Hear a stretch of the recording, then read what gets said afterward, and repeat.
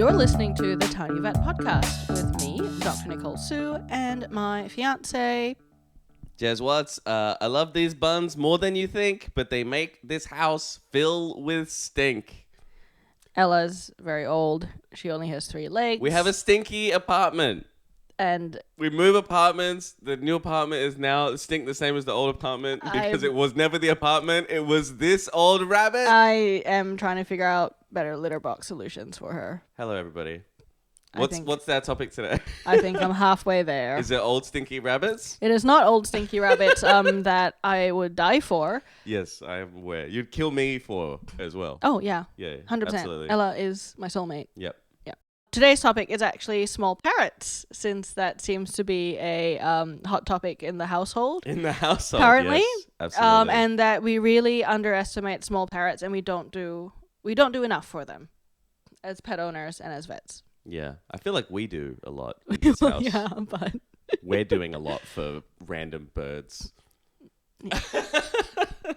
We have a temporary... but us as a society is what we're talking about. Yeah, us as a society, yeah, absolutely. Sure. So, like, budgies and cockatiels, they're often going, oh, yeah, they're good starter birds, and, you know, they don't need a lot, and that's not true. What does it mean to have a starter bird? So, like, if you're not an experienced bird owner, if you're not able to dedicate, you know, the time and care and all that to the animal, it's a good way to... It's, like, easy to look after bird. Yeah.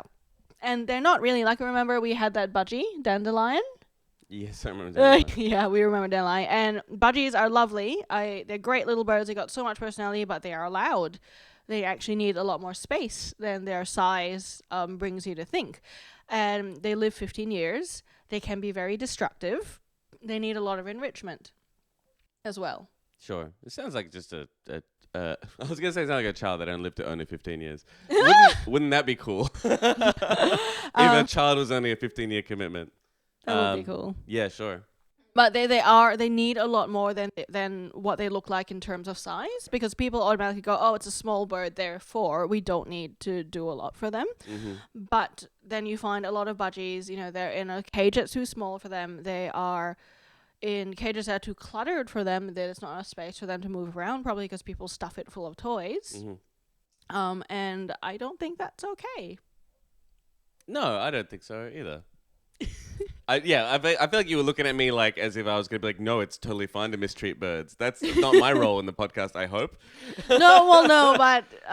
yeah, and also you should deep fry them and like eat them up and they are bad. Is that what you want me to say? No, you want to be this big straw man? Literally right before this, you were like... I say Pickle Rick needs to go. Pickle Rick the foster bird. We can't have extra animals in our house anymore because I have reached capacity.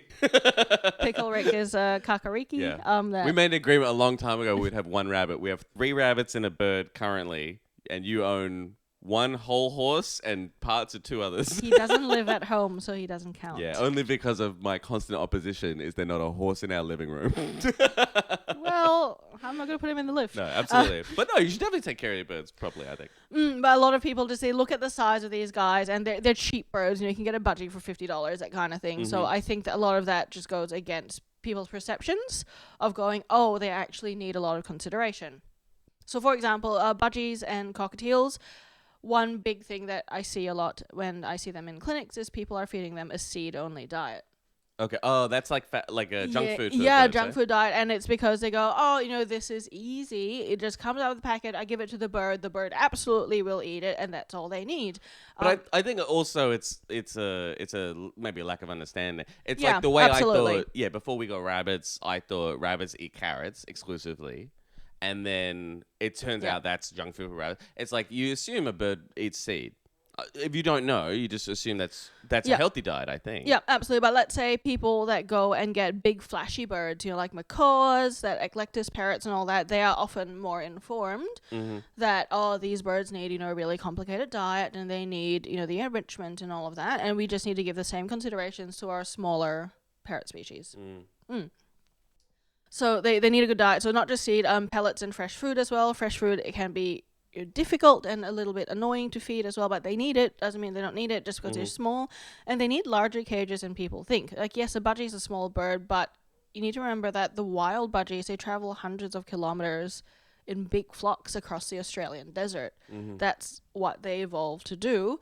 And, a cage that's even just, 50 by 50 centimeters is just not enough.